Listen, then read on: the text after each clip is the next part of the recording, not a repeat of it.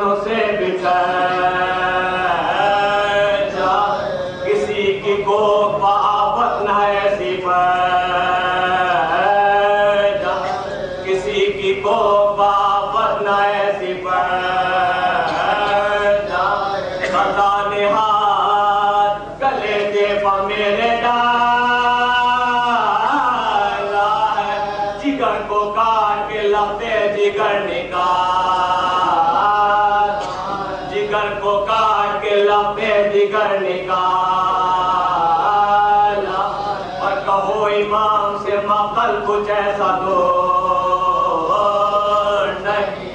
سر کو ڈھونڈتے کیوں ہے شہ غیور حسین کہتے ہیں آنکھوں میں میرے نور نہیں ارے خدا گواہ ہے بانو میرا قصور خدا گواہ ہے بانو میرا قصور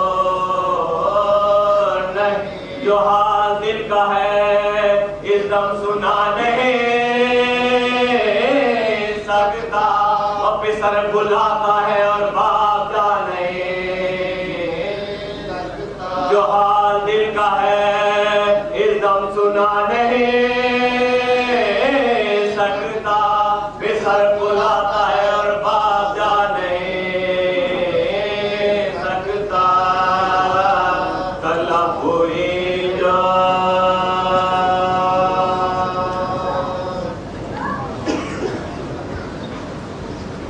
محمد وآل محمد بآواز بلند صلوات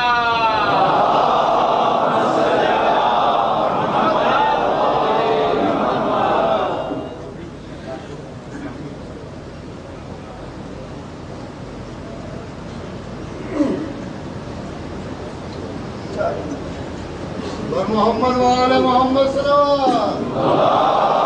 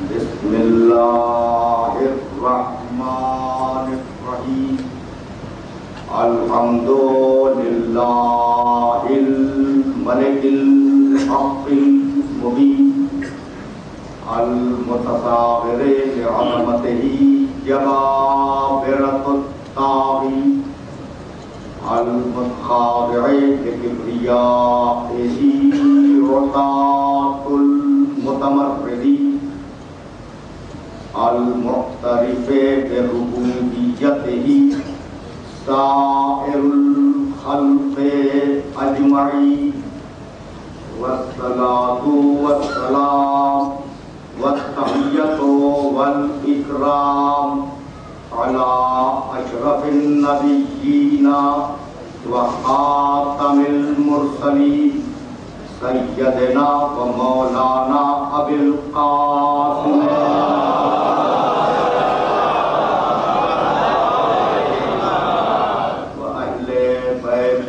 الطيبين الطاهرين المعصومين المظلومين أما بعد فقد قال الله سبحانه وتعالى في محكم كتابه المبين بسم الله الرحمن الرحيم يسبح لله ما في السماوات وما في الأرض الملك القدوس العزيز الحكيم هو الذي بعث في الأميين رسولا منهم يتلو عليهم آياته ويزكيهم ويعلمهم الكتاب والحكمة وإن كانوا من قبل لفي ضلال مبين وآخرين منهم لما يلحقوا بهم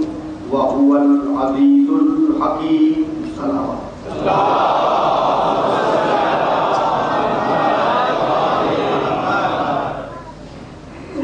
عزیزان محترم، گفتگو بہت آہستہ آہستہ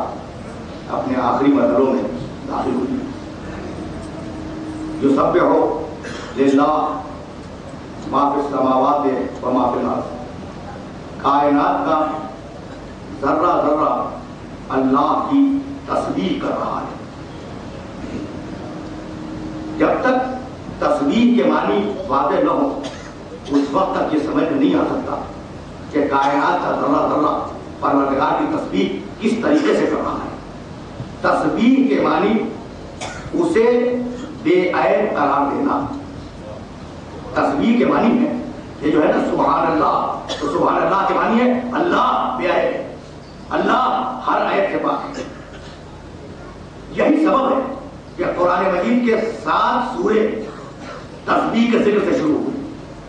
سورہ حدید، سورہ حشر، سورہ صف، یعنی 57واں سورت، 59واں سورت اور 61واں سورت. سبح للہ، بسم اللہ الرحمن الرحیم، سبح للہ ما فی السماوات و ما فی الارض. کائنات کا ذرہ ذرہ ماضی میں اللہ کی تسبیح کرتا رہا ہے. اور 2 سورے صیغہ مضارع سے شروع ہوئے، سورہ جمعہ اور سورہ تغابن. بسم اللہ الرحمن الرحیم، یسبح للہ ما فی السماوات و ما فی الارض. کائنات کا ذرہ ذرہ اللہ کی تسبیح کر رہا ہے اور کرتا رہے گا. تو 3 صیغہ ماضی کے ساتھ، 2 صیغہ مضارع کے ساتھ، اب یہ 5 سورے ہو گئے. ایک سورہ پروردگار نے اس کے مطلب سے شروع کیا، بسم اللہ الرحمن الرحیم، سبحان الذی اسرا بعبدہ لیلا من المسجد الحرام الی المسجد الاقصی. بے عیب ہے وہ اللہ جو لے گئے اپنے بندے کو رات کے وقت مسجد الحرام سے اپنے عرش تک. تو بے یعنی یہ سورہ بھی تسبیح کے ذکر سے شروع ہوا. اور 7واں سورہ جسے پروردگار نے تسبیح کے ذکر سے شروع کیا 30ویں پارے میں، بسم اللہ الرحمن الرحیم، سبح اسم ربک الاعلی. حبیب اپنے رب اعلیٰ کے نام کی تسبیح کرو. یعنی فقط ذات بے عیب نہیں ہے، اس کا نام بھی بے عیب ہے. یعنی یہ باتیں ہیں جو قابل غور ہیں. تو اب کائنات کا ذرہ ذرہ پروردگار کی بے عیبی کو بیان کر رہا ہے. وہ کیسے بیان کر رہا ہے؟ زبان ہے. اب ہم کہیں تسبیح لے کر سبحان اللہ، اللہ بے عیب ہے، تو صحیح ہے. لیکن پتھر وہ کیسے تسبیح پڑھ رہا ہے؟ درخت کیا اس کے زبان ہے؟ تسبیح تو نہیں کر سکتا. تو تسبیح کے بھی طریقے ہیں. بھائی ایک بات کو یاد رکھیں کہ ہمیشہ آثار، میں اس لفظ کی تشریح کروں گا، آثار اپنے سبب کے کمال کو بتلا رہا ہے. اب مثال کے طور پر آپ نے ایک اچھی عمارت دیکھی، بہت اچھی عمارت، تو بے اختیار آپ کے ذہن میں آیا کہ اس کا انجینئر کتنا اچھا ہوگا، جس نے اتنی بے عیب عمارت بنائی. کوئی اچھی تصویر آپ نے دیکھی، کوئی بڑی عمدہ کی تصویر، فوراً ذہن میں آیا کہ مصور کتنا بے عیب تھا جس نے اتنی بے عیب تصویر بنائی. اگر کوئی شاگرد اچھا نظر آیا تو آپ نے کہا اس کا استاد کتنا بے عیب تھا جو اس نے ایسا شاگرد بنا دیا. تو ہمیشہ تخلیق اپنے خالق کے عیب کو یا کمال کو ظاہر کرتی ہے. اگر خالق میں عیب ہوگا تو تخلیق میں بھی عیب ہوگا، اگر خالق میں کمال ہوگا تو تخلیق میں بھی کمال ہوگا. تو سب جو سب پہ ہو اللہ ما فی السماوات و ما فی الارض، کائنات کا ذرہ ذرہ اپنے خالق کی بے عیبی کا اعلان کر رہا ہے اپنے وجود سے، زبان سے نہیں. زبان سے اعلان نہیں کر رہا ہے، اپنے وجود سے اعلان کر رہا ہے. بھائی اگر یہ بات واضح ہوئی تو اب تسبیح کی 2 قسمیں، ایک تسبیح جو زبان سے کی جائے، دوسری تسبیح جو اپنے وجود سے کی جائے. بات تو واضح ہو رہی ہے. یہی سبب ہے توحید کی منزلیں ہیں. اور آج ایک عجیب و غریب مرحلے سے گزرنا ہے، لیکن چاہ رہا ہوں کہ یہ جملے واضح ہو جائے تاکہ مجھے آگے جانے میں آسانی ہو جائے. بھائی ایک تسبیح ہے اللہ کو بے عیب کہنا زبان سے، دوسری تسبیح ہے اپنے وجود سے. یہی سبب ہے کہ امام جعفر صادق علیہ السلام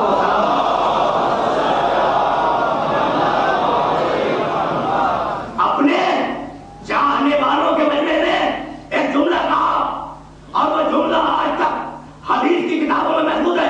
کونو، دیکھیں وجود سے تسبیح کیسے ہوتی ہے، کونو لنا دعاتن صامتین. بھائی لوگوں کو ہماری طرف بلاؤ لیکن زبان سے نہ بلانا. اب کتنی عجیب بات ہے. یعنی آپ دعوت دیں آل محمد کی طرف لیکن زبان سے دعوت نہ دیں، صامت دعوت دیں. زبان بند رہے اور آپ دعوت دیں. گھبرا کے کسی نے پوچھا کہ فرزند رسول یہ کیسے ممکن ہے کہ زبان بند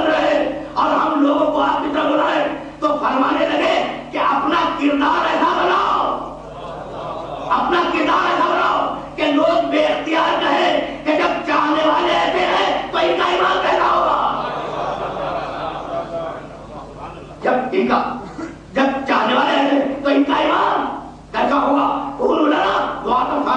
تو بھائی یہی سبب ہے کہ پروردگار نے بے عیب کائنات بنائی، کائنات کا ذرہ ذرہ اللہ کی تسبیح کر رہا ہے. اور جب آخری منزل آئی جہاں کتاب ختم ہو رہی تھی، نبوت ختم ہو رہی تھی، شریعت ختم ہو رہی تھی، تو طے کیا، اگر پچھلی تقریریں ذہن میں محفوظ ہوں تو طے کیا پروردگار نے کہ اتنا بے عیب رسول بھیجوں گا کہ پہلے اس میں عیب تلاش کرو، بعد میں مستقام کرو.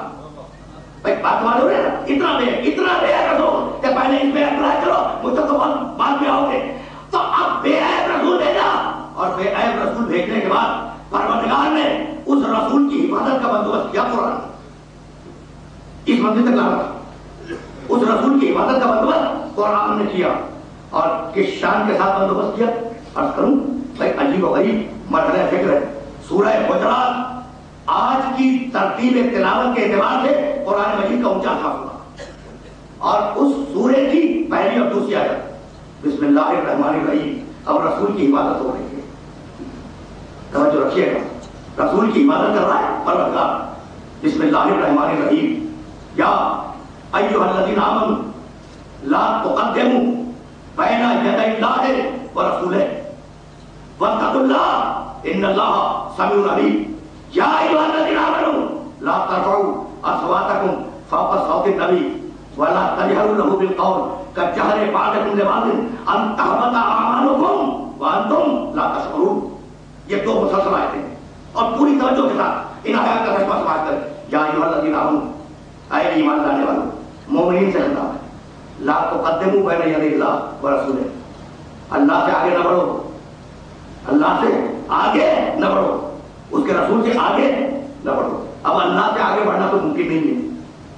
مطلب یہ تھا کہ قول میں اس کے قول پر اپنے قول کو ترجیح نہ دو، اور رسول تمہارے درمیان موجود ہے تو اب رسول سے آگے نہ بڑھنا، چاہے وہ قول میں ہو چاہے وہ عمل میں ہو.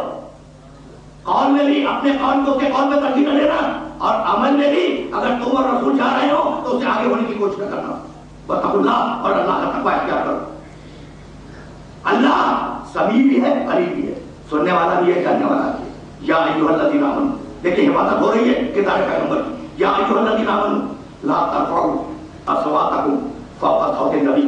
اور اے ایمان لانے والوں، خبردار اپنی آوازوں کو نبی کی آواز پر بلند نہ کرنا. اور دیکھیں اب حفاظت ہو رہی ہے کردار پیغمبر کی، بتانا ہے کہ بے عیب ہے. یا ایھا الذین آمنوا لا ترفعوا اصواتکم فوق صوت النبی، خبردار نبی کی آواز پر اپنی آوازوں کو بلند نہ کرنا. ولا تجهروا له بالقول كجهر بعضكم لبعض.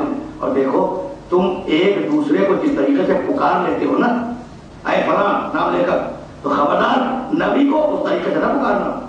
اگر تم جیسا ہوتا تو میں اس کی اجازت دے دیتا. اگر نبی تم جیسا ہوتا تو میں اس کی اجازت دے دیتا، لیکن چونکہ وہ تم جیسا نہیں ہے تو خبردار لا تجهروا له بالقول كجهر بعضكم لبعض ان تحبط اعمالكم وانتم لا تشعرون. اگر تم نے رسول سے آگے بڑھنے کی کوشش کی، اگر آگے ہوئے، قدم بڑھایا رسول سے، اگر رسول کی آواز پر آواز بلند کی، تو جانتے ہو نتیجہ کیا ہوگا؟ ان تحبط اعمالكم وانتم لا تشعرون. تمہارے سارے اعمال باطل ہو جائیں گے اور تمہیں اس کا شعور بھی نہیں ہوگا. تو اب رسول سے آگے ہونا، رسول کی آواز پہ آواز بلند کرنا، دونوں کام ایسے ہیں جو انسان کے اعمال کو باطل کر دیتے.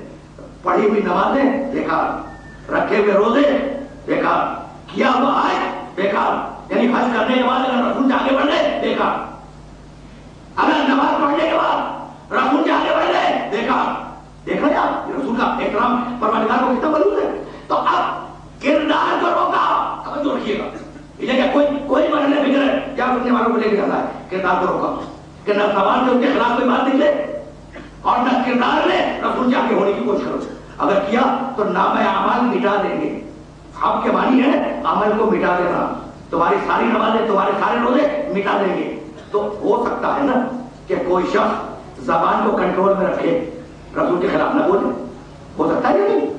اچھا ہو سکتا ہے کہ وہ اپنے اعضاء و جوارح کو کنٹرول میں رکھے، رسول سے آگے نہ بڑھے، یہ بھی ہو سکتا ہے. اور دل میں نفرت رکھے. تو اب سورہ نساء میں रसूल का प्रोटोकॉल बताया कि अगर दिल में कोई बात है तो वो भी बर्दाश्त नहीं करूंगा। फला, चौथा सूरा है, फला वरब्बिका ला युमिनून हत्ता युहक्किमूका फीमा शजरा बैनहुम सुम्मा ला यजिदू फी अनफुसिहिम हरजन मिम्मा क़ज़ैत व युसल्लिमू तस्लीमा। फला वरब्बिका, मोहम्मद तुम्हारे अल्लाह की कसम, अल्लाह खुद अपनी कसम खा रहा है, मोहम्मद तुम्हारे अल्लाह की कसम, ला युमिनून, ये उस वक्त तक मोमिन नहीं बनेंगे। कब तक?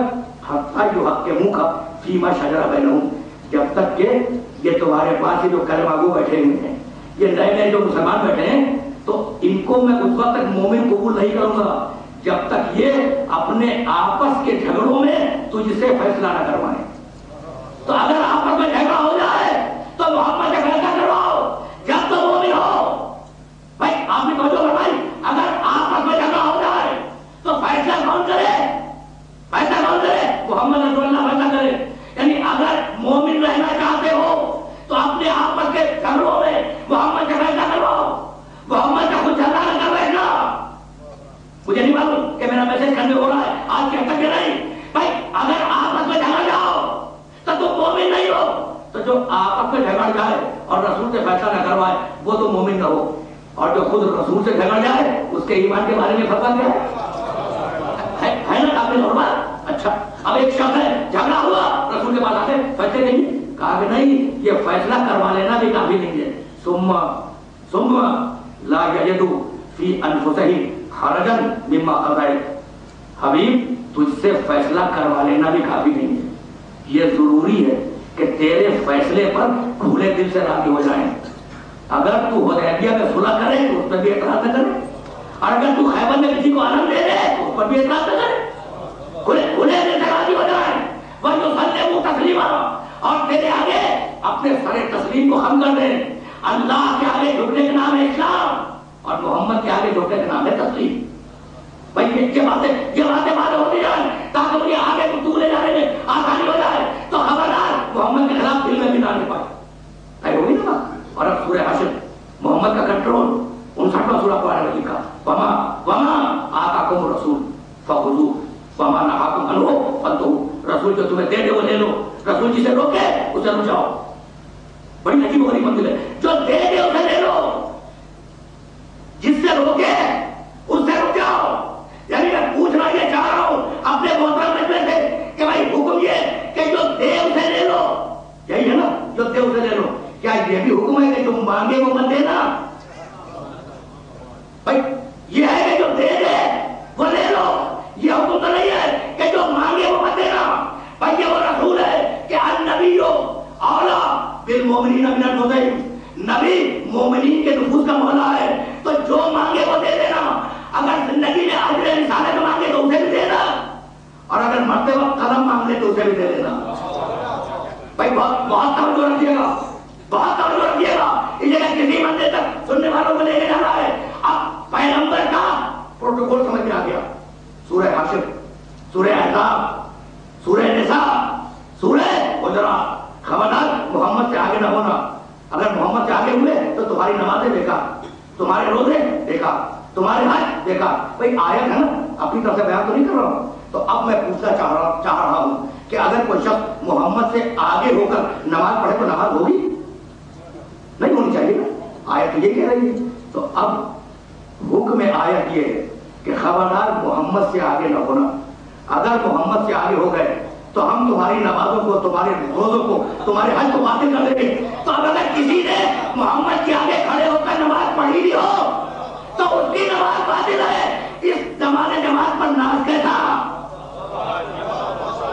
भाई उसकी नमाज बातिल है जो आगे हो जाए। इस जमाने जमात पर नाज कैसा?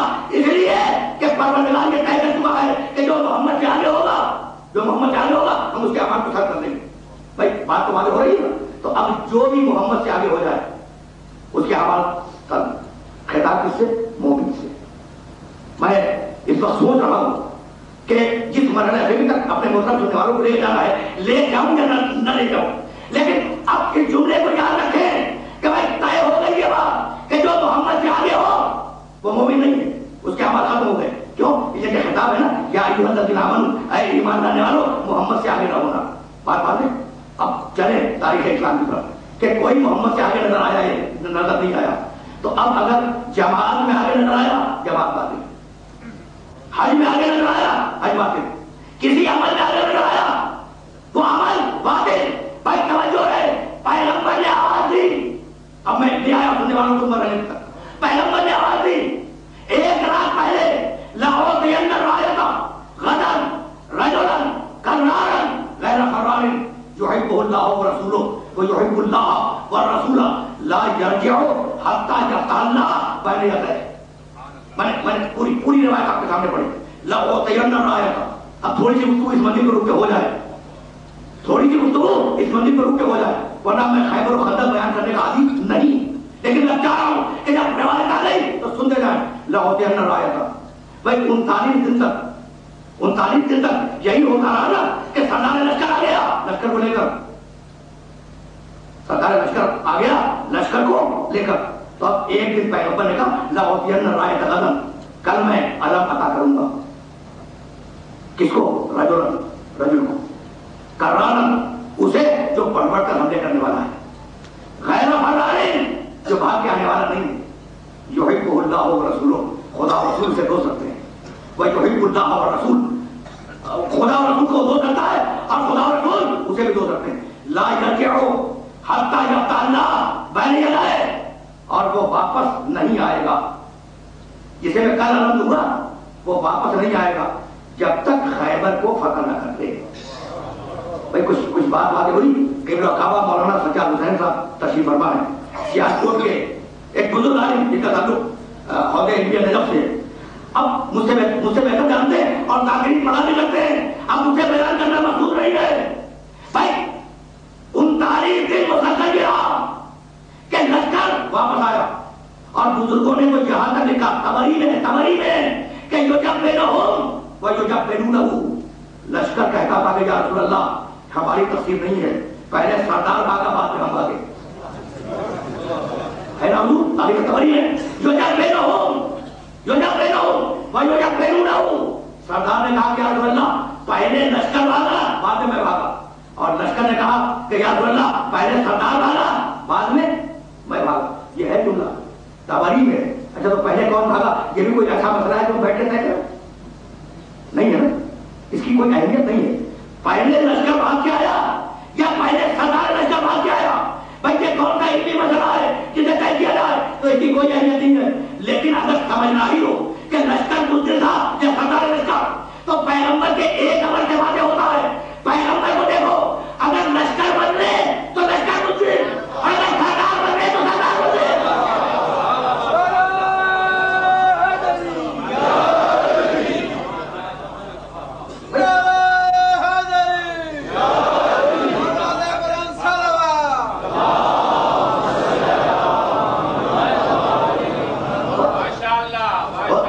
सीधी साधी सी बात है ना, अगर लश्कर को बना ले तो लश्कर बुद्धिल होगा, अगर सरदार बन रहे तो सरदार बुद्धिल होगा।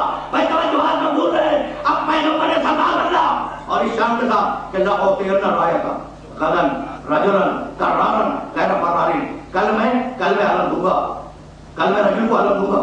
अब कल की बात हो रही है कि मैं अलम दूंगा। अब क्या मैं अपने सुनने वालों की तवज्जो को रोक रहा हूं, कल मैं अलम दूंगा किसे? जो रजुल होगा, कररार होगा, गैर फरार होगा, खुदा और रसूल को दोस्त रखने वाला होगा, और खुदा और रसूल उसे दोस्त रखते होंगे। जिसे अलम दूंगा कल रजुल होगा, कररार होगा, गैर फरार होगा, है ना?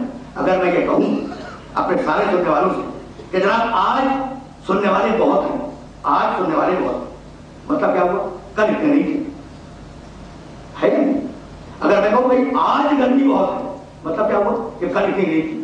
तो ये लफ्ज़ आज जो है वो बहुत अहम है। और अगर मैं कह दूं कि कल गर्मी बहुत थी, तो इसका मतलब ये कि आज ज्यादा नहीं है। भाई बात हो रही है ना? तो भाई जो रसूल ने गदर कहा वो बड़ा अहम है। भाई बहुत तवज्जो रखिएगा। कल मैंने जिसे खाने पे बुलाया वो बड़ा शरीफ आदमी था, कल मैंने जिसे खाने को बुलाया था वो बहुत शरीफ आदमी था। यानी आज जो आया उसके लिए ताहिरे के कोई राय देना नहीं चाह रहा हूं। भाई बात हो रही है ना? तो आप पैगंबर ने जो लफ्ज़ गदर कहा वो गदर फैसला कुल लफ्ज़ है कि कल जिसे अलम दूंगा वो रजुल भी होगा, कररार भी होगा, गैर फरार भी होगा। तो कल तक जो गए थे न रजुल थे, न कररार थे, न गैर फरार थे।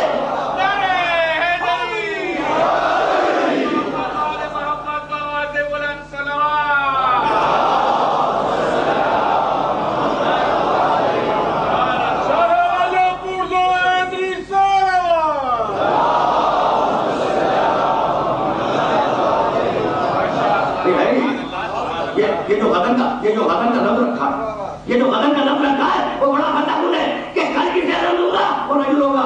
تو یا رسول اللہ آج تک جو گئے تھے ان کے لیے زبان خاموش ہے، ان کے لیے زبان رسالت خاموش ہے. بھائی کل جو ہاتھ رسول ہے لاؤ تیل کا رائے کا غضن، کل میں علم دوں گا نہیں، خدا قسم ترجمہ کرنا، کل میں علم عطا کروں گا، دوں گا نہیں، میں علم عطا کروں گا. بھائی عربی سے مانوس صاحبان سماج کے سامنے گفتگو ہو رہی ہے. دو لفظ ہیں، ایک ہے اعطا، دوسرا لفظ ایتا. بہت المال علی حبیہ، اس نے مال دے دیا اللہ کی محبت میں. یہ ہے ایتا، الف یہ تے الف اور حمزہ، اور وہ ہے اعطا الف عین تو الف حمزہ. ان دونوں میں فرق کیا ہے؟ بھائی اگر ایتا ہو، یہ تسبیح میں نے کسی کو دے دی، یہ ہے ایتا. ایتا کے معنی پھر واپس دے سکتا ہوں. اور اعطا جب دے دی تو پھر دے دی، پانے والے کی ملکیت بن گئی. بھائی سنتے جائیں، سلیمان علیہ السلام نے، یہ حوالہ سے نشید کر رہے، سلیمان علیہ السلام نے دعا مانگی، رب ہب لی ملکن لا ینبغی لأحد من بعدی، پروردگار مجھے حکومت دے دے جو میرے بعد کسی اور کو نہ ملے. دعا مانگی نا سلیمان نے کہ مجھے حکومت دے دے جو میرے بعد کسی اور کو نہ ملے. جواب آیا ھذا عطاؤنا فمنن او امسک بغیر حساب. جاؤ سلیمان، ہم نے تمہیں حکومت عطا کر دی، دے دی نہیں، عطا کر دی.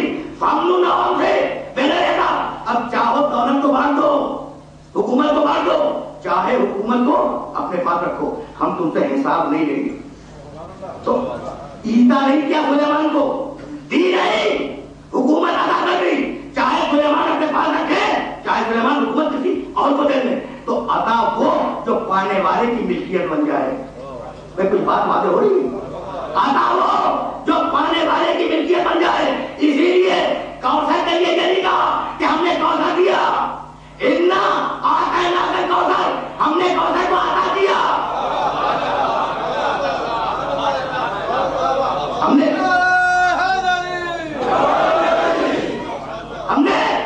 نے کوثر کو عطا کیا.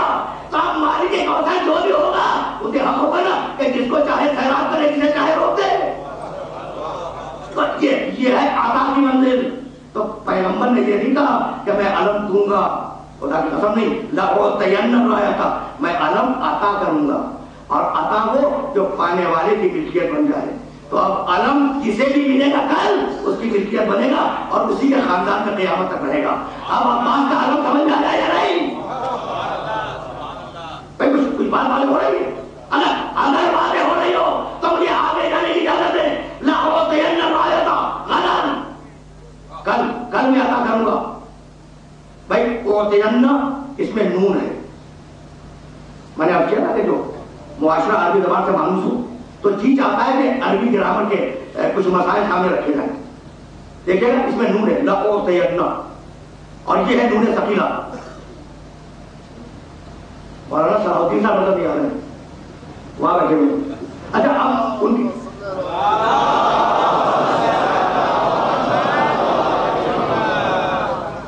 اب یہ دونوں طرف علماء نے جب ہیں تو اب لأعطین میں ایک تو ہے لام، وہ ہے لام تاکید، اور دوسری طرف ہے نون، اس پر تاکید، وہ بھی اس کا نام ہے نون تاکید. تو اب معنی کیا ہوئے؟ لأعطین الرایۃ، میں ضرور بھی ضرور علم عطا کروں گا. دیکھیں شدت بڑھ گئی، صرف یہ نہیں کہ میں علم عطا کروں گا، نہیں، ضرور بھی ضرور علم عطا کروں گا. اب یہ لام اور نون کی تو وضاحت ہو گئی نا، بس اسے ذہن رکھیے گا. کب عطا کروں گا؟ غدن، کل عطا کروں گا. بھائی یہ باتیں اگر خدا کی سب کنوے ہو گئی تو میں سمجھوں گا کہ میرا آج کا مشن مکمل ہے. اب چلے واپس قرآن کی طرف. لیکن یہ جملہ ذہن میں رہے، لأعطین الرایۃ غدا، میں ضرور بھی ضرور علم عطا کروں گا کل. کسے؟ ایک رجل کو. ابھی علم عطا ہوا نہیں ہے، جب ہوگا تو بعد میں طے کریں گے کہ وہ رجل کون ہے. ابھی عطا نہیں ہوا، ابھی تو بات روایت رکی ہوئی ہے. اور ایک کعبہ کو پھر گواہ بنا رہا ہوں مولانا سجاد حسین کو کہ بھائی روایات میں ہے کہ جب پیغمبر نے کہا کہ کل میں علم دوں گا اسے جو رجل ہوگا، کرار ہوگا، غیر فرار ہوگا، خدا و رسول کا دوست ہوگا، خدا و رسول کو دوست رکھنے والا ہوگا. جب یہ کہا نا تو صحابہ کرام رضی اللہ تعالیٰ عنہم اجمعین وہ پوری رات کروٹیں بدلتے رہے کہ کاش اگر علم اٹھانا بدعت ہوتا تو صحابہ کرام شب بیداری نہ فرماتے.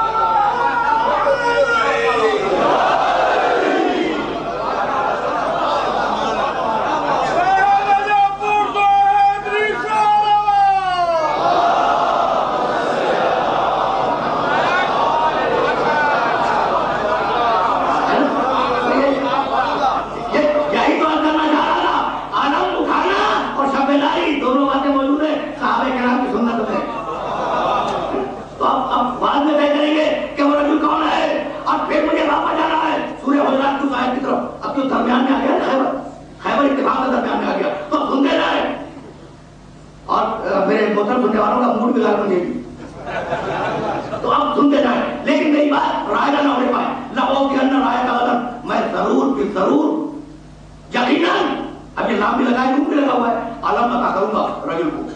اچھا آپ ضرور عطا کریں. کون منع کر رہا ہے؟ اب چلے قرآن کی طرف. سورہ کہف 18واں سورہ قرآن مجید کا لا تقولن یہاں پہ نون لگا ہے لشیء انی فاعل ذالک غداً غداً بھی ہے الا ان یشاء اللہ. بھائی یہ ہے بڑی پالیسی میکنگ آیت. اس میں اللہ نے ایک پالیسی دے دی اور حکم فقط پیغمبر کو ہے. حکم فقط پیغمبر کو ہے اور پیغمبر کے امت تک جائے گا. اچھا ترجمہ سن لیں لا تقولن لشیء انی فاعل ذالک غداً. حبیب ہرگز یہ مت کہنا کہ کل میں یہ کام کروں گا. ابھی شدت دیکھ رہے ہیں یعنی کتنی شدت ہے. ہرگز یہ مت کہنا ہرگز یہ بات نہ کہنا کہ کل میں یہ کام کروں گا الا ان یشاء اللہ. جب کل کی بات کرنا تو انشاءاللہ کہہ کے کرنا. اور رسول کہہ رہے ہیں کہ ضرور بھی ضرور کل نہ دوں گا انشاءاللہ نہیں کہتے. کیا خیال ہے پیغمبر نے حکم میں آیت پہ عمل کیا یا نہیں کیا؟ میں یہی تو عرض کرنا چاہ رہا ہوں. بھائی خدا کی قسم میرے جملے کو اپنے ذہنوں کے اندر محفوظ کر لیجیے. لاہور کے اندر ضرور بھی ضرور دوں گا کل علم رجل کو ضرور بھی ضرور رجل کو علم دوں گا. کل انشاءاللہ کہا نہیں کہا. بخاری شریف میں بھی جو روایت ہے اس میں بھی انشاءاللہ نہیں. تو اب اور کہاں ہوگا؟ یہ کرنا چاہتا ہے کون کہاں ملے گا آپ کو؟ ہے روایت کاٹ چھاٹ کے ہے بخاری شریف میں لیکن انشاءاللہ نہیں ہے تو اب انشاءاللہ نہیں کرے. اور اللہ کو اصرار کیا ہے لا تقولن وہی نون فورس والا تاکید والا خبردار آپ کی حدیث یہ نہ کہنا کہ انی فاعل ذالک غداً کل میں یہ کام کروں گا الا ان یشاء اللہ. حبیب محمد جب کل کی بات کرو تو انشاءاللہ کہنا. تو کہا انشاءاللہ نہیں کہا نا. تو اب عزیزو میرے جملے کو ذہن کے اندر محفوظ رکھیے کہ پیغمبر سے نافرمانی کا امکان نہیں ہے نا. پیغمبر جو بولتا ہے وہ وحی الہی ہے. یہ پچھلی ساری تقریروں کا خلاصہ ہے. اور یہ جملے محفوظ ہو جائیں تو جملہ حل کروں. پیغمبر کے نافرمانی کا امکان نہیں ہے. پیغمبر جو بولتا ہے وہ وحی الہی ہے. تو پھر انشاءاللہ کیوں نہیں کہا؟ اگر یہ قول رسول ہوتا تو اس میں انشاءاللہ ضرور ہوتا.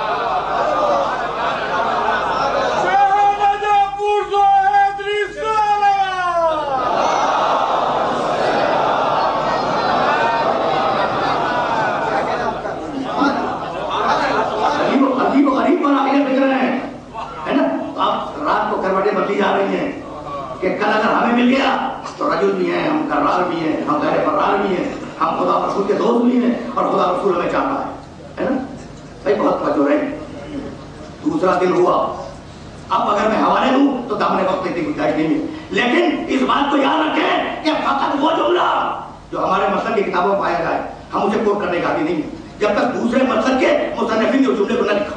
اس لیے اب ذمہ داری سے بات کر رہا ہوں. صبح کی نماز سے پیغمبر فارغ ہوئے اور ادھر سے جملے چلے، ادھر سے ناد علیان میرے ساتھ سننے والے جانتے ہیں ناد علیان مظہر العجائب، پکار ابھی پکار علی کو پکار جو مظہر العجائب ہے، جو عجوبے کرنے والا ہے. تجید ہو اور نقاب نوائے تو مصیبتوں میں اسے اپنا مددگار پائے گا. تو پروردگار اگر تو یہ سمجھتا ہے کہ علی خیبر کو فتح کر سکتے ہیں اور علی رسول کی مدد کر سکتے ہیں تو بھیجوا دے علی کو. یہ ضد کیوں ہے کہ رسول پکارو؟ تاکہ یہ طے ہو جائے کہ غیر اللہ کو مدد کے لیے پکارنا نہ شرک ہے نہ بدعت ہے. دائیں بائیں یہی عقیدہ ہے، آگے پیچھے یہی عقیدہ ہے. اس لیے کر رہا ہوں کہ حبیب پکارو. یہ ضد اس لیے تھی تاکہ پتہ چل جائے کہ غیر اللہ کو مدد کے لیے پکارنا نہ شرک ہے نہ بدعت ہے بلکہ سنت رسول ہے، رسول کی سنت ہے نا. اب نادا بے اعلیٰ صوت ہی صلاۃً یا علی یا علی یا علی، حکم آیا حبیب علی کو پکارو. پیغمبر نے اپنی بلند آواز سے 3 مرتبہ علی کو پکارا، یا علی یا علی یا علی، ہے نا، 3 مرتبہ پکارا. اچھا اب علی کہاں ہے اس پہ مجھے کوئی بحث نہیں. پیغمبر کہاں سے پکار رہے ہیں یہ میرا موضوع بحث نہیں. درمیان میں فاصلہ باہر آ رہا اور آواز فضا سے پہنچ رہی ہے علی کے کام تک. بھائی اگر علی بہت دور ہے توجہ رکھیے، اگر علی بہت دور ہے مطلب 80 کلومیٹر کے فاصلے پہ، جیسا کہ واقعا لکھا ہے مورخین نے کہ خیبر سے مدینے کا فاصلہ تقریباً 80 کلومیٹر تھا اور علی اس وقت مدینے میں لکھا، یعنی کون ہے یہ، اور پیغمبر وہاں پہ تھے میدان کے قریب. تو اب آواز پہنچے ڈائریکٹ نہیں پہنچے، لیکن اب وہ تو کائنات کا رسول ہے نا، ہوائیں اس کے پیغام کو پہنچائیں گی، ہوا کی دوست پر اس کی آواز جائے گی. تو جب پیغمبر نے پہلی مرتبہ پکارا یا علی تو یہ آواز پہنچی ہوگی یا نہیں؟ فرمانے بے شک، اور واقعی بھائی رسول نے کائنات کا تو آواز تو پہنچی ہوگی. اچھا تو دوسری مرتبہ پکارنے کی کیا ضرورت نہیں، لیکن پکارا. پھر تیسری مرتبہ پکارا ہے نا. اور اب علی سے پوچھتا ہوں کہ یا علی اگر پہلی مرتبہ تمہاری کان میں آواز آ گئی یا علی رسول پکار رہے ہیں تو اسی آواز کو چل پڑو. یہ تیسری آواز کا انتظار کیوں کر رہے ہو؟ تو جب تیسری مرتبہ پیغمبر نے کہا یا علی تو ادھر سے جواب کیا لبیک یا رسول اللہ، اور اسی آن میں اس مقام میں موجود تھے کیا پیغمبر تھے. توجہ رہے یا تو پہلی آواز میں آ جاتے، اگر آنا ہے تو پہلی آواز میں آ جاؤ، اور اگر نہیں آنا تو 100 آواز سے بھی ہو تو نہیں آؤ گے. یہی ہے نا. ٹھیک ہے، 3 آواز کو شرط کیا ہے. تو اب سارے مسلمان فقہا نے یہ لکھا ہے، سارے مسلمان فقہا نے لکھا ہے کہ سنت وہ عمل جسے رسول 1 مرتبہ کرے اور سنت موقدہ وہ عمل جسے رسول 3 مرتبہ کرے. اب کچھ سمجھ آیا؟ اب کوئی بات باتیں ہوئی کہ یا علی کہنا فقط سنت نہیں ہے، سنت موقدہ ہے. فقط سنت رسول نہیں، سنت موقدہ. لبیک یا رسول اللہ پہنچے. پیغمبر نے علم کو ایک مرتبہ ہلایا اور ہلانے کے بعد علی کے ہاتھ میں دے دیا اور کہا بٹھاؤ. اب واقعہ درمیان میں آ گیا نا تو مجبوری ہے، ورنہ مجھے صرف ایک جملے کو حوالے میں پیش کرنا تھا اور آپ کی اجازت دینی تھی. اب درمیان میں واقعہ آ گیا تو یہ مجبوری، واقعہ بیان نہیں کروں گا کہ وہ کیسے جنگ لڑی، نہیں، یہ میرا موضوع بحث نہیں. علی گھوڑے پہ سوار ہوئے، علم دیا جاؤ. علی گھوڑے پہ سوار ہے، ایئر لگائی گھوڑے کو، تھوڑا آگے بڑھے اور آگے بڑھنے کے بعد علی رکے اور رکنے کے بعد اب علی کا منہ کدھر ہے؟ سامنے کی طرف. پیٹھ کدھر؟ پیغمبر کی طرف. آیت کیا تھی؟ آیت ایمان والو اگر رسول سے آگے بڑھ گئے سارا احکامات ختم ہے نہیں. بھائی عجیب سچویشن ہے، بھائی عجیب و غریب سچویشن. اس سچویشن کو ذہن کے اندر رکھیں. اب آگے علی، پیچھے ہے پیغمبر اور مڑے بھی نہیں، علی مڑے بھی نہیں، چہرہ ادھر ہی ہے. اب پوچھنے لگے کہ الہ بتا یا رسول اللہ، اللہ کے رسول کب تک چل کروں ان سے؟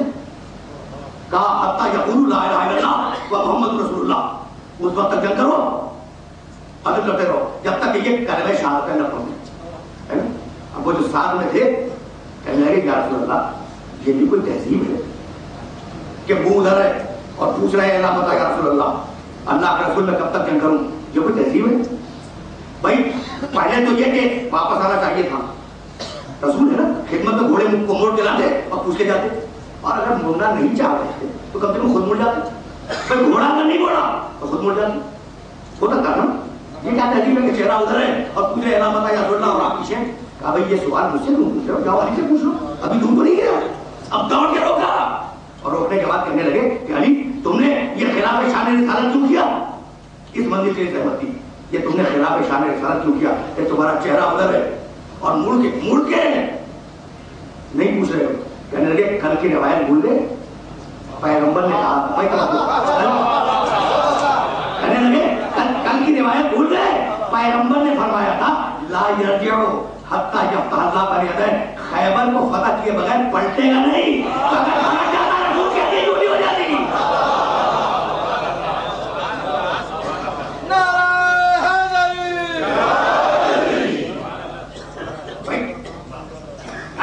عجیب و غریب بڑھنے فکر ہے، اگر میں پلٹ جاتا تو قول رسول کی تقدیم ہو جاتی، اس لیے میرا چہرہ ادھر رہا۔ لیکن اب یہ تو توجیہ تھی علی کی، اب علی کے چاہنے والے کا جملہ بھی سنتے جائیں۔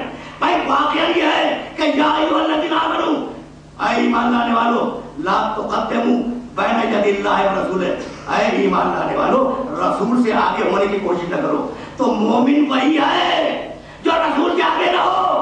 اب فرق سمجھ میں آیا کہ مومن وہ جو رسول کے آگے نہ ہو اور امیر المومنین وہ جو کبھی رسول کے آگے نہ رہا ہے، کبھی رسول کے گوشے مبارک نہ رہا ہے۔ تقریر اپنے آخری مرحلوں میں بہت عنقریب داخل ہونے والی ہے، لیکن میں چاہ رہا ہوں کہ یہ مرحلے فکر اس مقام پہ مکمل ہو جائے۔ اچھا گئے، اب وہ تو سب سے سنا ہوگا آپ نے، اب اسے بیان نہیں کرنا۔ گئے کس شان سے جنگ کی اسے اب آپ کی خدمت میں بالکل نہیں رکھ رہا، فقط ایک آدھ جملہ کرنا ہے اور آگے بڑھ جانا ہے۔ بھائی فتح کر لیا خیبر کو، فتح کر لیا۔ جب خیبر کو فتح کر لیا تو ایک مرتبہ وہ لوگ جو تماشائیوں کی صورت میں کھڑے ہوئے تھے اور صورتحال کو دیکھ رہے تھے کہ علی کس بے جگری سے لڑ رہی ہے، وہ دوڑتے ہوئے آئے۔ علی نے جھٹکا دیا، اسے قتل کیا، وہ تو کافر تھا، اور اس کے 3 بھائی تھے جنہوں کو قتل کیا۔ عجیب مرحلہ ہے، رک جائے۔ نام آپ نے سنا ہوگا مرحب کا، ہے نا؟ سب سے بڑا تھا حارث، اس سے چھوٹا تھا اندر اور اس سے چھوٹا تھا مرحب۔ تاریخ میں یہی کرتی ہے، تو سب سے بڑا تھا حارث۔ اچھا عقیدے میں کیا ہے؟ یہودی، خیبر تو سارے یہودی تھے۔ اچھا کس نے قتل کیا؟ علی کے فرما رہے۔ تاریخ کا کوئی اور حارث یاد ہے؟ ایک حارث اور جب پیغمبر نے، اب درمیان میں ایک بات آ گئی نا تو روک کے آؤں میں ریکارڈ رکھ کر رہا ہوں، جب پیغمبر نے علی کی مولایت کا اعلان کر دیا، یاد آ گیا؟ جب پیغمبر نے علی کی مولایت کا اعلان کر دیا کہ من کنت مولاہ فہذا علی بولا تو بیچ میں سے شخص کھڑا ہو گیا، نام کیا تھا؟ حارث ابن نعمان غوری، وہ بھی حارث ہے نا۔ کہنے لگا کہ محمد تم نے کہا روزہ رکھو، ہم نے رکھا، تم نے کہا حج کرو، ہم نے حج کیا، تم نے کہا نماز پڑھو، ہم نے نماز پڑھی، اور حج تو تمہارے ساتھ کیا، جو تم کہتے گئے وہ ہم کرتے گئے۔ وہ کہہ رہا ہے کون؟ حارث ابن نعمان غوری، فہری لفظ نہیں ہے، ایک اوپر پیش۔ اچھا تو اب محمد نام لے کے کہا یہ بتلاؤ کہ یہ جو تم نے علی کو مولا بنایا ہے تو اپنی مرضی سے یا خدا کی مرضی سے؟ تو کہنا یہ چاہ رہا ہوں کہ یہ عقیدہ نیا نہیں ہے کہ خدا کی اور رسول کی مرضی الگ الگ ہوتی ہے، یہ وہی بن گیا ہے نا۔ اپنی مرضی سے تم نے بنایا، اپنی مرضی سے بنایا یا اللہ کی مرضی سے؟ کہا کہ میں نے زندگی میں کوئی عمل اپنی مرضی سے نہیں کیا۔ کہا کہ اس کا مطلب یہ کہ تمہارا یہ جو مولایت کا اعلان ہے وہ خدا کی مرضی سے تھا؟ کہا کہ ہاں۔ اب وہ پلٹا اور یہ کہتا ہوا چلا کہ پروردگار اگر واقعاً محمد نے تیری مرضی سے علی کو مولا قرار دیا تو مجھ پر ایک عذاب نازل کر دے۔ واقعہ ہزاروں مرتبہ آپ نے سنا ہوگا، واقعے کا کنکلوژن دوں گا پھر واپس جاؤں گا۔ مجھ پر عذاب نازل کر دے۔ اپنے ناکے پہ سوار ہوا، آسمان سے ایک پتھر چلا، اس کے مغز کو توڑتا ہوا، ناکے کی پیٹھ کو توڑتا ہوا زمین میں بارش ہو گیا اور وہ مر گیا۔ سنا ہے نا واقعہ؟ نہیں کوئی بجلی چمک جاتی، یہ پڑتی بجلی اس کے اوپر، کوئی ہوا سے تلوار آتی اور اس کی گردن کاٹ جاتی، کوئی آگ بدن کو لگ جاتی وہ جل جاتا، یہ پتھر ہی کی شکل ہوتی۔ تو پروردگار نے بھی طے کیا کہ جو عذاب کعبے کے دشمن پہ آیا تھا وہی عذاب موضوع کعبہ کے دشمن پہ بھی آئے گا۔ جو عذاب دشمن کعبہ پہ آیا وہی عذاب دشمن موضوع کعبہ پہ بھی آئے گا۔ تو اب یہ حارث کون ہے؟ رسول کو مانتا ہے، کہتا ہے کہ تم نے نماز کو کام میں پڑھی، رسول مان رہا ہے؟ اچھا، خدا کو مانتا ہے، عذاب مانگ رہا ہے، دشمن کس کا؟ علی کا۔ یہی ہے نا بھائی، بہت توجہ رکھیے گا۔ خبیر ہو کہا ہے خدا کا دشمن نہیں ہے، علی کا دشمن ہے، اور خیبر کہا ہے علی کا ذاتی دشمن نہیں ہے، یہودی ہے، اور یہودی کے لیے قرآن میں خدا کا دشمن ہے۔ تو خیبر والا حارث خدا کا دشمن، قتل کیا علی نے، اور غدیر والا حارث علی کا دشمن، قتل کیا خدا نے۔ یعنی علی اور خدا میں معاہدہ ہے کہ علی تمہارا دشمن ہوگا تو میں قتل کروں گا، میرا دشمن ہوگا تو قتل کروں گا۔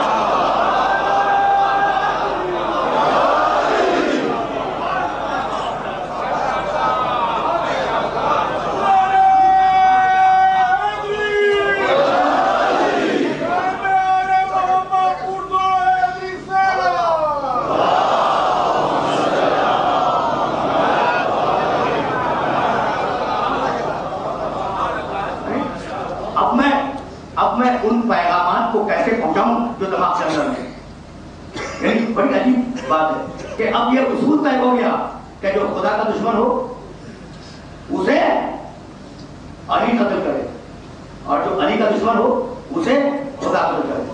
تو اب علی کے مقابلے میں جہاں جہاں بھی لوگ آئے سمجھ دو کہ وہ علی کے دشمن نہیں ہے، خدا کے دشمن ہے۔ اب چاہے رسول کے زمانے میں ہو وہ جنگ، چاہے بعد زمانے رسول ہو جائے، اب اس سے زیادہ وضاحت نہیں ہو سکتی۔ یعنی میں حضور عرض کرنا چاہ رہا ہوں کہ بھائی اب ذوالفقار لے کے علی جہاں بھی آیا ہے سمجھو کہ خدا کا دشمن ہے۔ خیبر میں آئے، خندق میں آئے، تبوک کے میدان میں آئے، غزوہ حنین میں آئے، جمل میں آئے، نہروان میں آئے یا صفین میں آئے، جب جہاں بھی تلوار لے کے آیا ہے سمجھو کہ خدا کا دشمن سامنے ہے۔ بھائی بات تمہاری ہو رہی ہے نا؟ تو اب حارث کو قتل کیا، انصر کو قتل کیا، مرہم کو قتل کیا، اور تینوں کو قتل کرنے کے بعد وہ دروازہ جو بہت ہی مشہور و معروف دروازہ ہے اسے جھٹکا دیا، ہاتھ میں لیا، بیچ میں خندق تھی، یعنی فقط غزوہ خندق ہی میں خندق نہیں تھی، خیبر کے قلعے کے چاروں طرف بھی خندق تھی۔ اب وہ جو دور دور تھے نا انہوں نے دیکھ لیا کہ جو بڑے پہلوان جو قتل ہو گئے، وہ آئے، یعنی بہت مارے غنیمت ہے اندر، یعنی اندر بہت مارے غنیمت ہے، کہاں کا بندوبست کرتا ہوں، جھٹکا دیا، دروازہ توڑا، دروازے کو ہتھیلی پہ رکھا، بس میری تقریر تمام ہو گئی، اب اس سے آگے مجھے نہیں جانا، دروازے کو اپنے ہتھیلی پہ رکھا، خندق کے ادھر لگایا، مجمع سوار ہوا، خندق کے دوسری طرف لگایا، مجمع ادھر اتر گیا۔ اب یہ وہ لوگ ہیں جو مال غنیمت کی تمنا میں خیبر کے اندر داخل ہوں گے، وہی ہے نا بات ذہن کے اندر محفوظ ہے۔ پھر دروازے کو لگایا، لشکر سوار ہوا، دوسری طرف اتار دیا، ہاتھ پر لشکر ادھر سے ادھر اتار لیں، لوگوں کو یہ جو صورتحال نظر آئے گھبرا کے رسول کی خدمت میں آئے، کہا کہ یا رسول اللہ، بھائی ایک آیت کی سوال کی رحمت دینا چاہ رہا ہوں، یا رسول اللہ آج ہم نے علی کی عجیب کرامت دیکھی۔ ابھی کیا دیکھا؟ کہا کہ یا رسول اللہ ہم نے یہ دیکھا کہ ہاتھ پر وہ دروازہ خیبر کا جو اکھڑتا نہیں تھا، ہاتھ پر وہ در ہے اور در پر لشکر ہے اور علی ادھر سے ادھر اتار رہے ہیں، ہے نا؟ مسکرائے، کہا کہ تم نے علی کے ہاتھ دیکھے، علی کے پاؤں نہیں دیکھے؟ رک جائے، علی کے ہاتھ دیکھے، علی کے پاؤں نہیں دیکھے، جاؤ علی کے پاؤں دیکھو، یہ ہے جملہ، جاؤ علی کے پاؤں دیکھو۔ اب یہ رسول کا حکم ہے یا نہیں؟ تو اب کسی نے سنا ہوگا اوپر واجب ہے یا نہیں کہ جا کے علی کا پاؤں دیکھے، ہے نا؟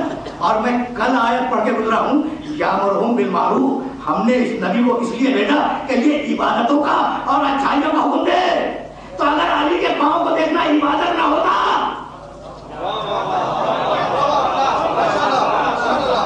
اگر علی کے پاؤں کو دیکھنا عبادت نہ ہوتا تو پیغمبر کبھی حکم نہ دیتے۔ تو دشمن تو اسی پہ چل رہے ہیں کہ علی کے چہرے کو دیکھنا عبادت بنا دیا۔ اور روایت کری کہ فقط چہرہ نہیں پیروں کو دیکھنا بھی معلوم ہے. کتنا عجیب مرحلہ ہے, کتنا عجیب مرحلہ ہے کہ ہاتھ پر در ہے, در پر لشکر ہے. میری تقریر تمام ہو گئی اور لشکر کو ادھر سے ادھر اتار رہے ہیں. بھائی اب سچویشن کو ذہن میں رکھ کے مجھے فقط اتنا بتا دیں کہ اب ہاتھ کے اوپر دروازہ ہے, دروازے پر لشکر اسلام ہے, اگر ہاتھ ذرا سا ہل جاتا تو حضرت کیا ہوگا؟ صورت حال تو سامنے ہے نا آپ کے. بس یہیں سے تو جا رہا ہے میرے بابا. ایک جملے بند کر کے کربلا کی طرف چلا جا رہا ہے. بھائی ہاتھ کے اوپر دروازہ ہے, دروازے پر لشکر اسلام ہے. اگر ذرا سا بھی ہاتھ ہل جاتا تو وہ جو لشکر والے سوار تھے ان کا حشر کیا ہوتا ہے نا. تو خدا کی قسم علی جس طریقے سے شجاعت میں موجودہ ہے اسی طریقے سے شرافت میں بھی موجودہ ہے. اگر علی کی جگہ پر کوئی اور ہوتا تو وہ ہاتھ کو جھٹکا دے کے کہتا کہ اس ہاتھ کو اچھی طرح پہچان لو, بیعت کے وقت اس ہاتھ کو نہ بھول جانا.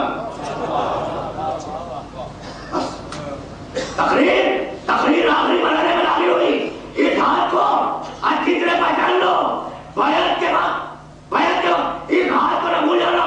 وہ علی جو شجاعت کے ساتھ شرافت کا بھی موجودہ تھا ہے نا, اس کی شرافت کا انتقام ہے کربلا کی صورت میں. تقریر اپنے آخری مرحلے میں داخل ہو گئی. وہ علی جس نے شرافت کو حد کمال میں پہنچایا, جو شرافت کے کمال میں تھا, اس کی شرافتوں کا انتقام, اس کا نام ہے کربلا. گفتگو کس منزل تک آئی؟ گفتگو اس منزل تک آ کر رکی کہ اگر سید سجاد کا یہ جملہ نہ ہوتا, کل کی گفتگو سے ریلیٹ کر رہا ہوں, اگر سید سجاد کا یہ جملہ نہ ہوتا تو ہم کربلا کی شدت کو سمجھ نہیں پاتے. جیسا کہ میں نے کل کیا کہ روتے جاتے ہیں اور یہ کہتے جاتے ہیں کہ اگر جھگڑا تھا تو بڑوں سے تھا, بزرگوں سے تھا. یہ میری چھوٹی بہن نے کیا تاثیر کی, جسے تماچے مارے گئے, جس کے کانوں کے گوشوارے مجھے گئے, میری چھوٹی بہن نے کیا تاثیر کی. اگر جھگڑا تھا تو مردوں سے تھا. میری عورتوں نے کیا تاثیر کی کہ ان کے سروں سے چادریں چھین لی. اب شدت کا احساس ہوا نہیں. مجھے اجازت دیں کہ میں پھر مسائل کے جملے کو دہراؤں اور یہی چاہتے چلاتا ہوں. بھائی میں نے عرض کیا بار بار کہ اصحاب حسین کی پیاس اور پھر آپ پر سکینہ شام غریبہ میں پیاسی, سکینہ 11 محرم کو پیاسی, سکینہ کوفے کے بازار میں پیاسی. کل میں نے ام حبیبہ کا واقعہ کیا, سکینہ پیاسی. بھائی یہ پیاسی کہاں تک گئی؟ چلا قافلہ کوفے میں چلا, بہت توجہ, قافلہ چلا شہر ہمس کے دروازے پر اس قافلے کو روکا گیا. شام کے قریب پہنچ گیا. یہ بات ذہن میں رہے, ہمس آج بھی موجود ہے لیکن اب ظاہر ہے شہر پناہ نہیں. وہ پچھلا زمانہ تھا جب شہروں میں دیواریں لگا کرتی, اس وقت شہر پناہ تھی, شہر کا دروازہ بند تھا. قافلہ دروازے کو رکا. کب تک پیاسی ہے یہ جملہ کرنا, بچی کب تک پیاسی؟ ایک درخت تھا دروازے کے سامنے, ایک درخت. اس درخت نے حسین ابن علی کے سر کو آویزہ کیا. یہ ہے منزل حسین ابن علی کا سر درخت کی شاخ. اچھا بیویاں کہا, میدان میں کوئی ایک درخت ہے, ایک درخت. بیویاں کہا بٹھائی گئی اس درخت کی چھاؤں, سب درخت پر, بیویاں درخت کی چھاؤں. دور زہر ابن قیس کے حکم سے فوج یزید کے خیمے لگے اور ان دوپہر کا وقت گرمی کی شدت, ان خیموں میں فوج یزید کے سردار داخل ہوئے. فوج بھی داخل ہوئی. جملے سنتے ہیں, فوج یزید کہاں ہے؟ خیموں میں. سردار کہاں ہے؟ خیموں میں. حسین کا سر کہاں ہے؟ درخت کی شاخ پر. بیویاں کہاں؟ درخت کی چھاؤں میں. ہو گئی نا بات. وہ بیمار امام کہاں ہے؟ نہ درخت کی چھاؤں میں نہ کسی خیمے میں. اسے حکم دیا گیا کہ تم دھوپ میں بیٹھو.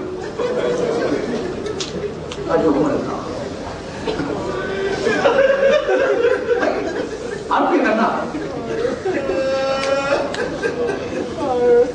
اب یہ کرنا ہے کہ رونا فقط اس شہادت پہ نہیں ہے, رونا ان مصیبتوں پہ ہے. بیمار امام بیمار امام دھوپ میں بٹھایا گیا اور ذہن میں تو ہے نا گلے میں توق خارباز. یہ توق کس چیز کا ہے؟ لوہے کا. ہاتھوں میں ہتھکڑیاں کس چیز کی؟ لوہے کی. پیروں میں بیڑیاں لوہے کی. اب لوہا گرم ہو گئے.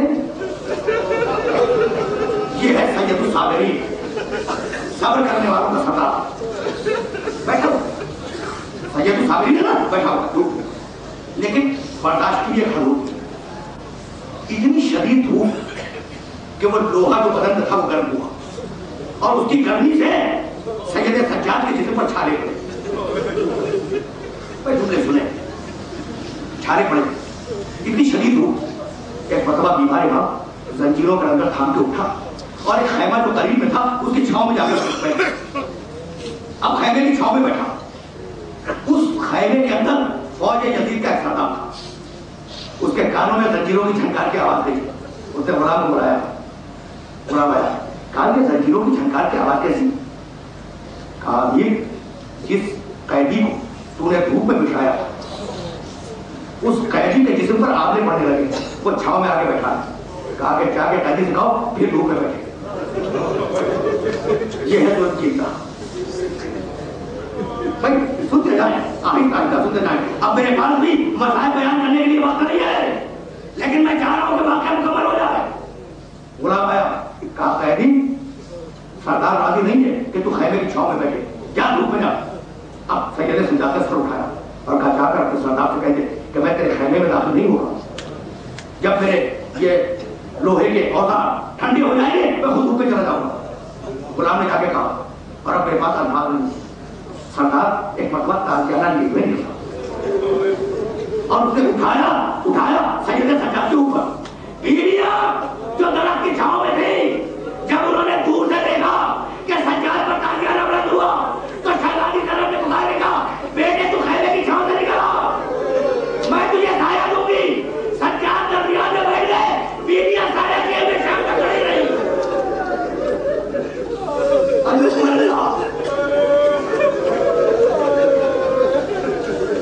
آپ نے مصیبت غور کی.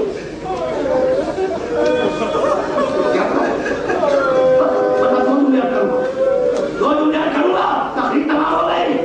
جب تک کہ سورج نہ ڈھلا اس وقت تک بیویاں سجاد کو اپنے سائے میں لیے گئے. شام قریب ہوئی, شام قریب ہوئی, یعنی ابھی رات نہیں آئی ہے, سورج ہے. اتنے میں شہر ہند کا دروازہ کھلا. شہر ہند کا دروازہ کھلا. کچھ مشکیزہ بردار باہر نکلے, پانی کا مشکیزہ لے قطار بات کے کھڑے ہوئے. ایک مرتبہ شمر نے مشکیزہ اپنے ہاتھ میں, شمر اتنے بھی جوشن مشکیزہ اپنے ہاتھ میں اور ترتیب سے اپنے لشکر والوں کو پانی پلانے لگا. ایک ایک جملہ مختصر کر رہا ہوں, مختصر باہر ایک جملہ بھی نہیں, ترتیب سے پلانے لگا. مشکیزہ ختم ہوا اسے ہٹا دیا, دوسرا جملہ پھر پلانے لگا. وہ ختم ہوا اسے ہٹایا. جب آخری مشکیزے کو کے پانی کو پلانے لگا, ایک مرتبہ اس بچی نے, جس کا تذکرہ میں مختصر کرتا ہوا آیا ہوں, شکل دیکھی پھوپھی کی, شہزادی زینب کی صورت دیکھی. کہا پھوپھی اماں مجھے اجازت ہے کہ میں جا کر شمر سے پانی مانگ لوں. کتنی پیاسی ہے بچی. کہا کیا بیٹی, اگر تجھے پانی مل جائے تو میری طرف سے اجازت ہے. بچی آئی شمر کے بعد اور زبان سے نہیں کہا کہ مجھے پانی پلا دے, اس طریقے سے پانی مانگا جیسے عاشور کے دن اصغر نے پانی مانگا تھا. اجوکم اللہ, زبان سے پانی نہیں مانگا کہ مجھے پانی پلا دے, ویسے پانی مانگا جیسے علی اصغر نے پانی مانگا تھا. اپنی سوکھی زبان شمر کے آگے نکال دی. شمر نے ایک مرتبہ بچی کو دیکھا, توجہ نہیں کی. یہ ہے میری تحقیق کا توجہ نہیں کی. شمر نے اپنے سپاہیوں کو پلاتا ہوا آگے بڑھا. بچی پیچھے پیچھے چلتی رہی اس تمنا میں کہ شاید پانی پلانے کے بعد جو بچے وہ مجھے پلا دے. جب سارے فوجی پی چکے تو شمر نے ایک مرتبہ بچی کو دیکھا اور سارا پانی زمین پہ بہا دیا. بچی کھڑے کب سے اس پانی کے اوپر گری. شمر کو یہ بھی برداشت نہ ہوا, اس نے تازیانہ اٹھایا, پانی کو اوپر ڈال جاؤ. بچی نے رک کیا, اس نے کہا بابا